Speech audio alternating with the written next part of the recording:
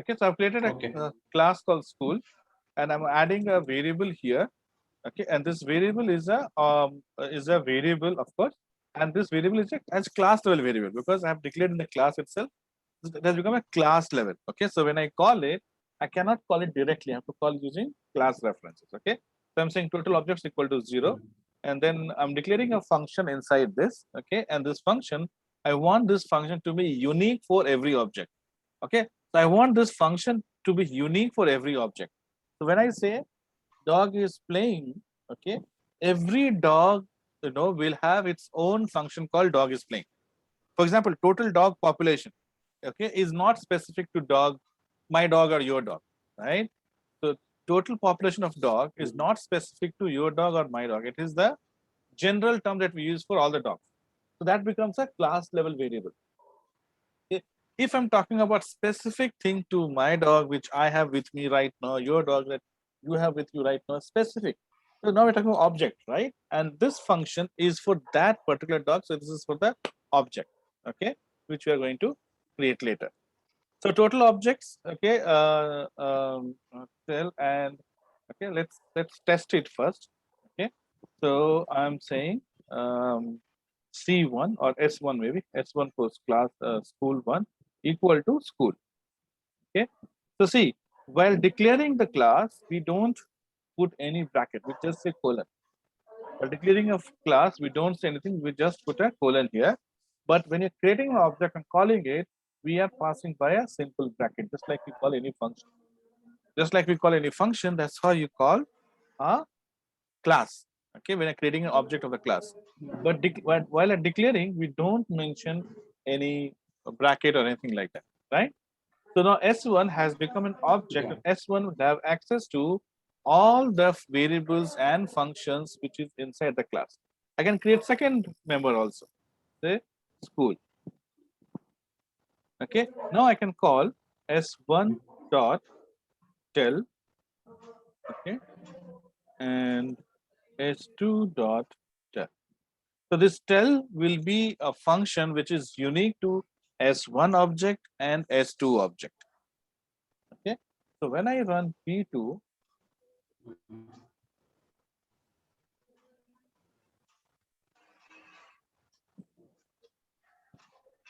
okay, thank you for calling me. I'm a function. Total objects created is 0 because total objects we have set 0 and we are not incrementing yet, right? So now if I increment it inside this, let's say. So how do we increment it? School dot, right? So I'm saying school dot total objects equal to total objects plus 1, right? So now when I run it, so you see this total objects created 1 and total objects created 2. Okay, even though it's a different object, but it knows the value of a class level variable. Okay, again I'm saying class level because class level is common for everyone. That's why we're able to call the class level variable, not the object level variable. Okay, objects are different and it will remain so, but the class is common and it will remain so for all the objects. Okay, so this is one. Now I'm going to call of the of okay, so let it be. Now what happens here when we call when we create an object, okay, when we create an object, okay, there is a function, okay, which is called by default. Okay, so there is a function, okay, a method you call it, that is called by default. Okay, that is called as constructor in other languages like Java and C++, but it is called as init in Python language. Okay, so in Python we call this as init function or initialize function. This initialize function is a function that is called default. Now say for tell, right? One second.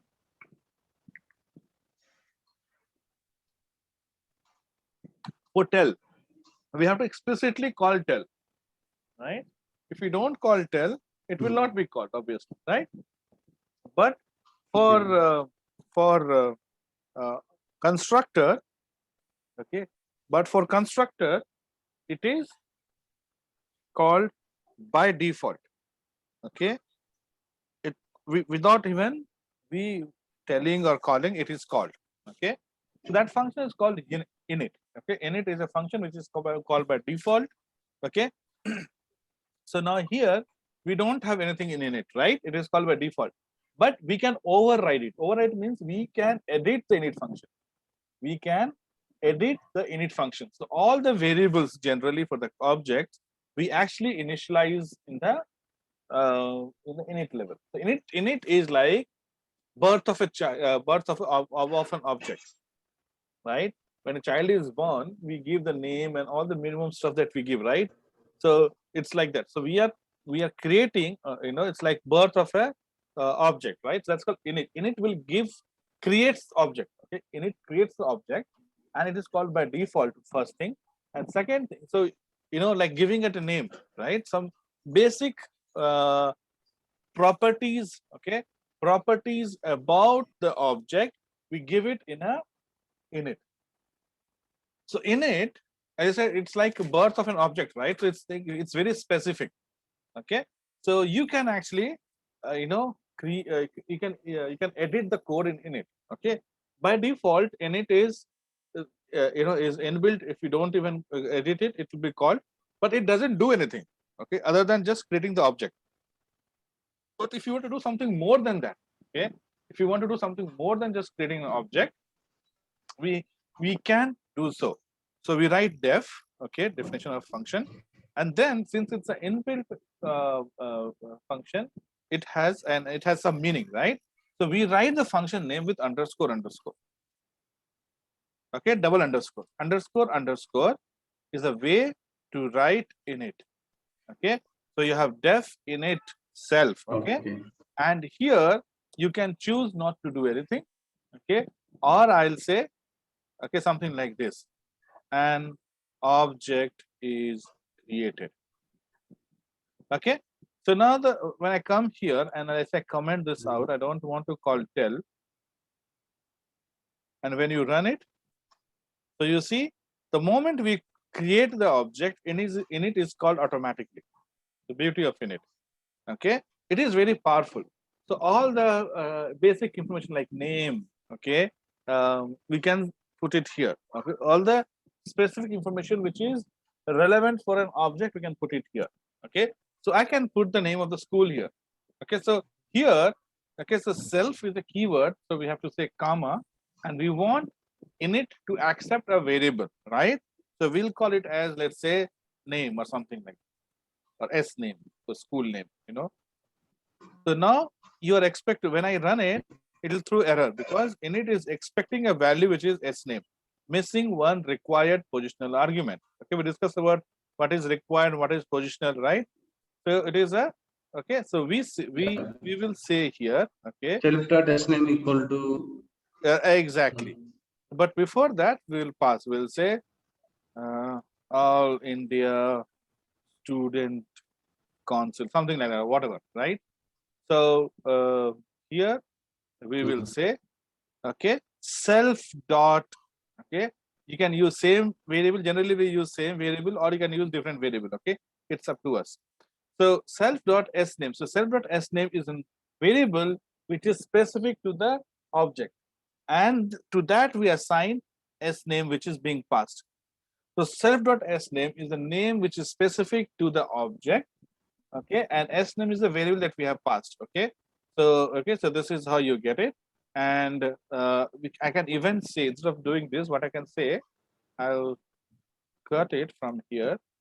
Okay, let me first put this equal to, and then here I will say an object with name okay, is created. And when I say name, okay, so I have to clearly say. So see here, I'm saying school class level variable, and here I want to be school object level variable. So I have to say self dot s name. Yeah. Okay, and I'm going to put this f string here. Okay, now when you run it, first one will give the answer. An object with name All India Student Council is created, right? And but school 2 is giving error because we have not passing the second name here. So I can say here Vidya Bharti or something, whatever. So now when Vidya you, Bharti is one. yeah, so now when you run it, so an object with name Vidya Bharti is created. Okay, so now in TEL we have what we are calling the class level, right? So even though S1 represents is like, so here you know what, this kind of initialization we don't have to do it in TEL. We can see sometimes you might forget to call TEL, right? But init is called automatically. So all the initialization thing, right? We generally do it here because we know that even if you forget, init will be called. You don't have to call this specifically. But let's say I want to call here now.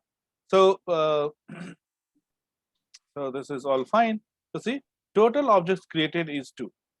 Total object is created 2 because okay, you know, this has called init and object is incremented by 1. Okay, so this is again called and object is incremented by 1. So you have 2 objects, right? Okay, so this is one. Yes. Now I can do one more thing. Thank you for calling me. My name is, okay.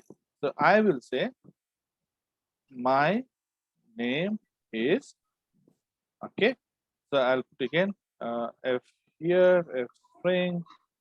Okay, so my name is, I can do it. So that is self dot s name. So self dot x name is the name of the object, right, which is being passed here. So now you see, when you call S1, it is giving 2 results. But you see, the name is, my name is All India Student Concept. So when we say S1 dot, it knows that it is being called by S1. So it gives you the name of the S1. When you call S2, it knows it is being called by the S2. So it gives you the S2 name. But this object is a, okay, class level, right? So that's why it's common for both, right? Yeah. So we have seen a global variable or class level variable. We have seen, object level function. We have seen the initialization thing. We have seen object level variable. What we have not seen so far, okay, I think we did it on the first day, but we'll do it again here today, is a class level function. Okay, so class level function, you remember how we did that? We did something. Class, no.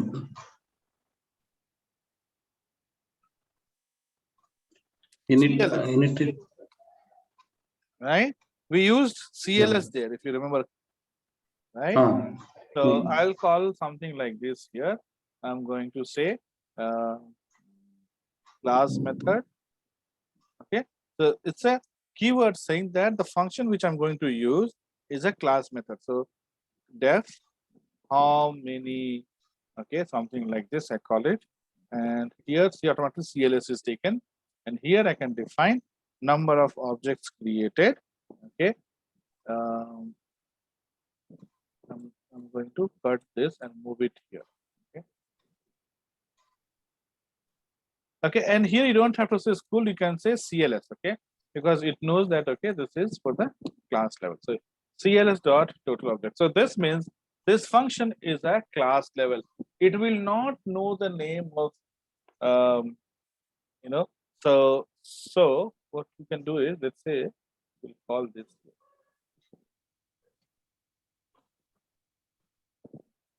Okay, so see, it's already started giving error. And if I say S1 dot how many, okay, okay, so error. Okay, self is not defined. Self you cannot use it, so you have to delete it. Okay, and now we call it. So the class level variable can be called by class name or object name. Okay, it has no problem.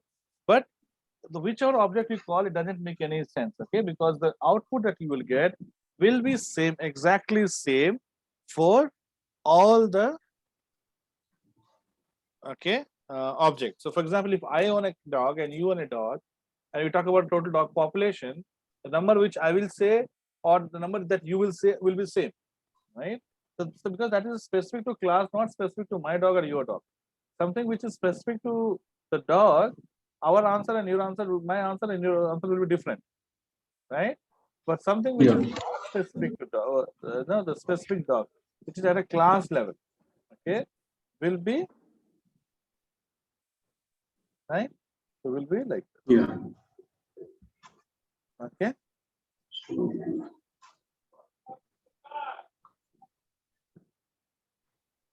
Sir, can you go up? I have one small note here. Where you want me to go? I mean, which line? Can you go up? Cursor can go to the up.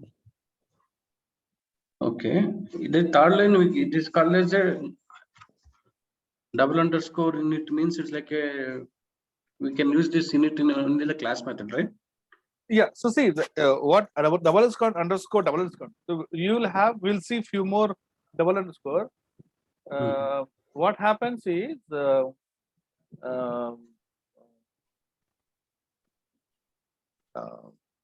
so the one with the double underscore, okay, the double underscore is inbuilt function. Okay, it has a special meaning. Okay, Okay. so we don't have to tell Python what to do. Python already knows what to do when you write in it. You just have to call it. Okay. Okay. That's the difference between the tell that you see here and double underscore both the side. Okay, it means that Python has been trained to know what to do when they see this. Okay, so in after we'll talk about public access file, public, private, and protected kind of thing. We'll talk about what it means. But here in it, okay, it is already because we are overriding it. Okay, it's already written. You're only overriding it.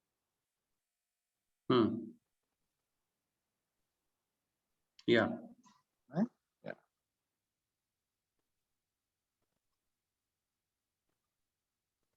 Okay.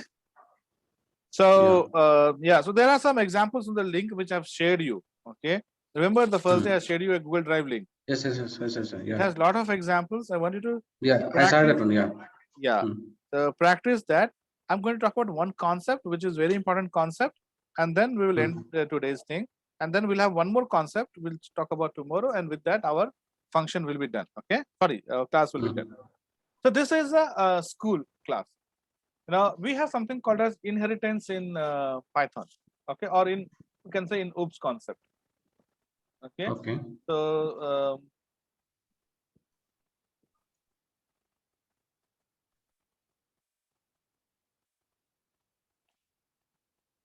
so let's say you have a class here, right?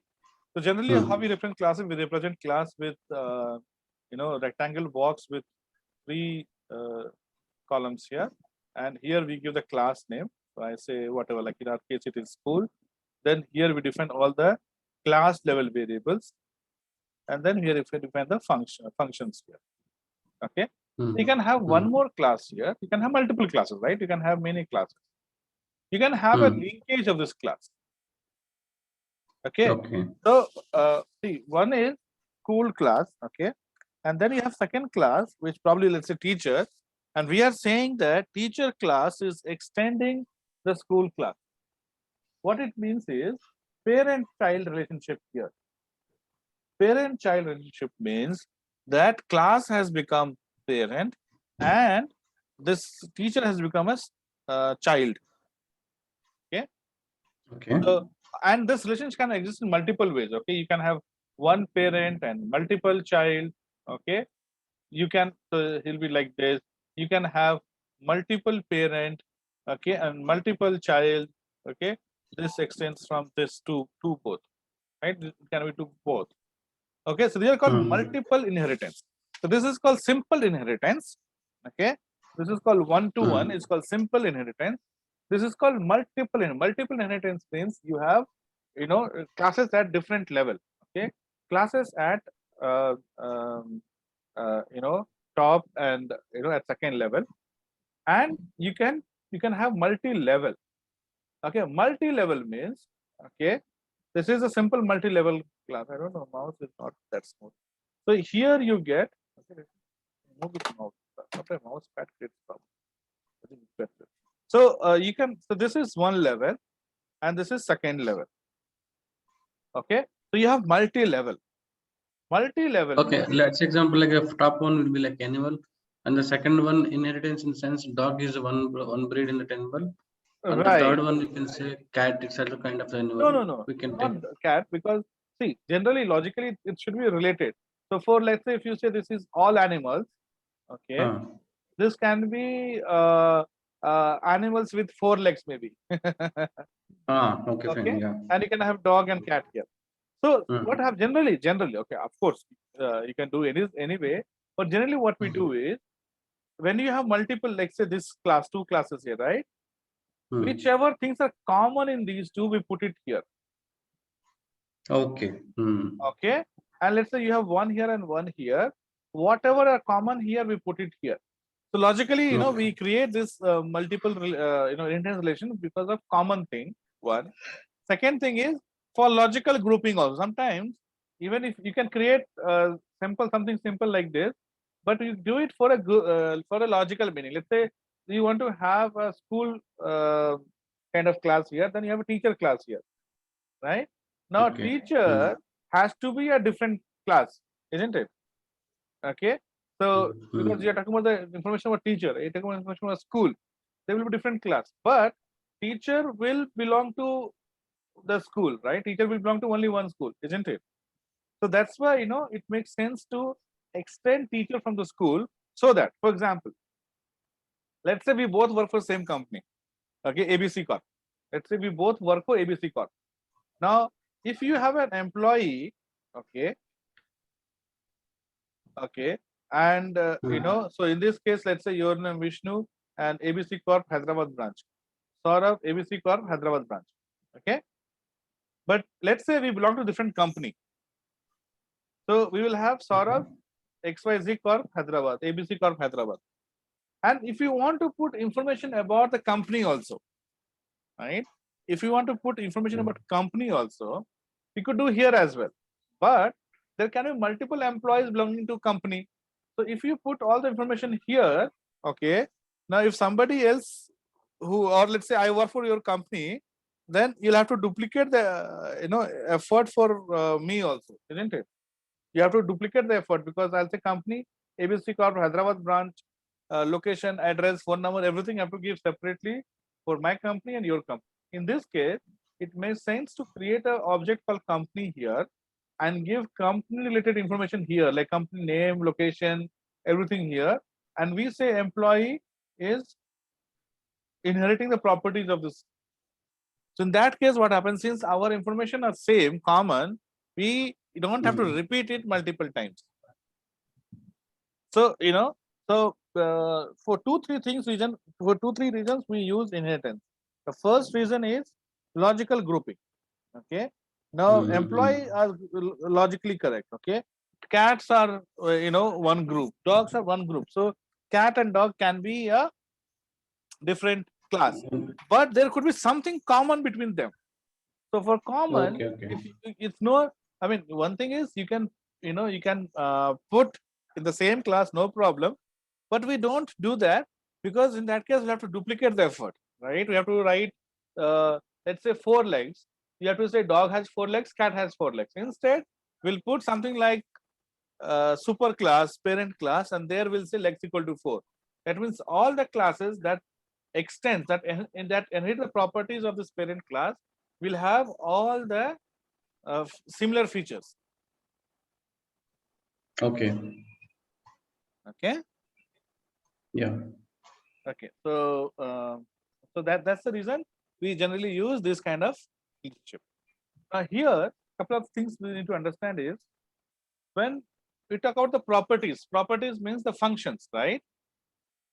Yeah. So generally a child will inherit the properties of parent, isn't it? So here too, same concept is that, let's say if parent has a function called as tell me, okay. So in a child, when you call tell me, this function, when you say object dot tell me, an object doesn't have tell me function. Object doesn't have tell me function, and you're calling tell me object dot tell me. Okay. So the object will call the parent tell me. Child will call the parent tell me. Okay, because it's a parent, and so that's why we are saying group common thing. So common means tell me is common between multiple groups. So what I did, I put it in a parent class so that all the child can have tell me same access. You don't have to implement tell me 5 times, 10 times. Dogs are separate, cats are separate, but dogs and cat both has tell me function, let's say, right? So instead of implementing Yeah. tell me for dog and implementing tell me for cat, which we can have a separate class which will have tell me function, and that tell me will be inherited by both, can inherit by both dog and cat, but two classes. Okay. Now Yeah. here, what it says is, children can refuse to inherit, right? I can say that no, I don't want a parent property. In that case, you create your own property, right? So let's say if your parent has car, you don't buy car, you can use parent's car, but you want to buy your own car, so you'll buy a car here. So when you have a when you have a tell me function here, and when I call the children dot tell me property will be called, even though you have tell me here and tell me here, you have tell me at both the places. Okay. So when you have tell me at both the places and you're calling object dot tell me, this tell me will be called, not this tell me, because when children already has its function, then it doesn't have to call the parent. Then it doesn't have to call the parent tell me. Okay. Got it. Right? It's only when the children doesn't have. Only the logical properties from the group A, the group mean like we can consider the parent and the child concept. Right. And remember, Mhm. parent is also a class. So it will have all its function, like can create an object and all, but parent will not be able to call the children properties. Parent will have no rights on children property. Only the Children children will they have. have, yes. Only the children will have access to the properties, not parent. So parent, when you are using parent, it is as if no, you are you are doing nothing basically type. Yeah. Okay, that means you don't have inheritance. Inheritance concepts come only when you talk about the children class and object. Okay. Yeah. So what I'll do is I'm going to quickly show you one example. Okay. So I'm saying class teacher. Okay. So this is school. Okay. And everything I did for what school, all will hold true. I'm defining another class called class teacher. Okay. And I say teacher belongs to school. School. Okay. School, you can say it. School. Yes. So you put that in the simple bracket. Okay. Now I can define the init function of the class. Now Teacher. again, you have to be careful. When you define the init function, okay, let's do that. I can show you. I'll see the error and then we'll learn. Okay. So I'm going to say def init. Okay. And I will put teacher name. So I'll say T name and T age, let's say. Teacher age, teacher name. Okay. So I'm going to say self dot Dot. T name equal to T name. Okay. Self dot T age equal to T age. Okay. T equal to. Oh, sorry. Equal to, and I say print. Okay. Then teacher object is created. Teacher object obj, right? Obj object is created. Okay. So I have created this. Now, you have tell me, right? So here I'm going to say def tell, okay, and I'll say print. I'll say what I'll do here, I'll comment this for now. I will not do this. Thank you for calling me. I am calling school object. School object. Okay, you'll be able to differentiate. Now, when I run it, okay, we get error. Okay, we don't get error because we have not created a. See, the class like functions will not be executed until you call the object, right? So till now, what happened? I've used class teacher and school, but I'm only creating objects about the class school, right? So it will all work fine. School was working fine, so it will work fine. Now I create teacher one equal to teacher. Okay, so I have to give teacher name. So let's say I give teacher name as Sachin, and age I'll give 46. Let's say. Okay. Okay. So it's all fine. And now I say teacher one. Okay. Dot tell me. Or tell, right? Okay. So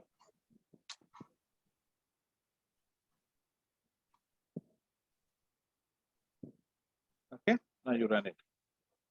Teacher has no attribute S name. But how did I say S name? I never said S name. With T name we can declare. So yeah, what happens is when you call the teacher, it is calling the school internally. Okay. Teacher, because teacher is an object of, sorry, teacher is an subset, okay, child of school, right? Cool.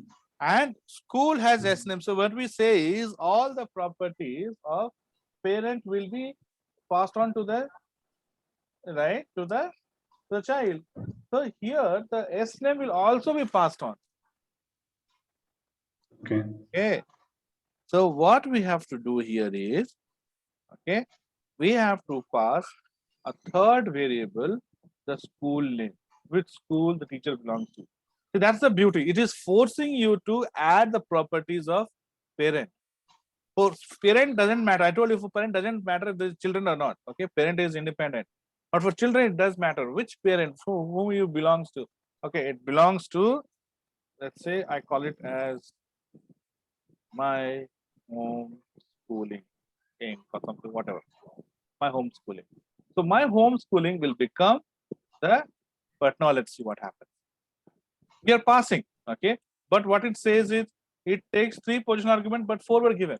When we are not giving it, it was complaining that I didn't get it, right? But now, okay, so we have to pass here, right? So what we need to do here is we need to call, oh, just I'm in class. So I have to pass this variable here, right? So I'm going to say S name. So now it is matching.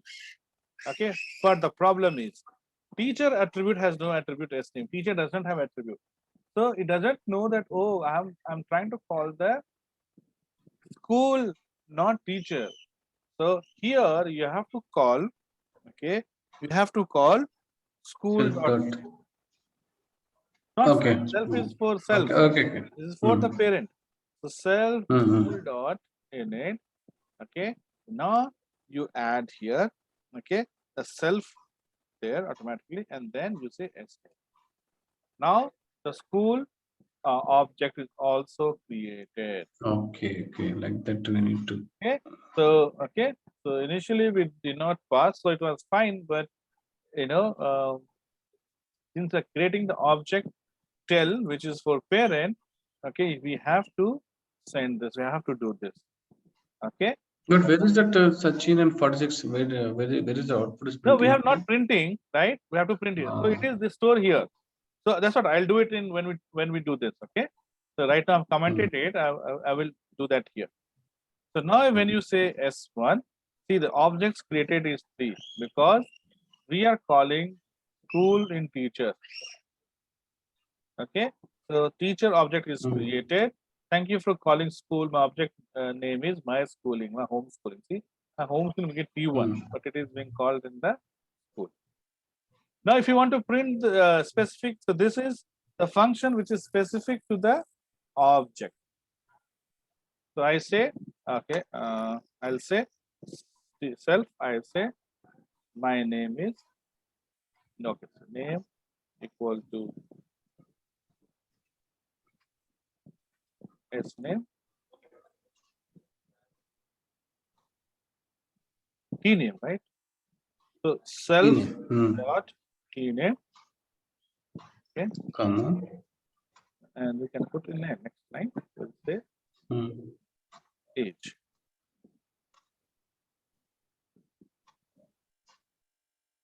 Age, right? Age.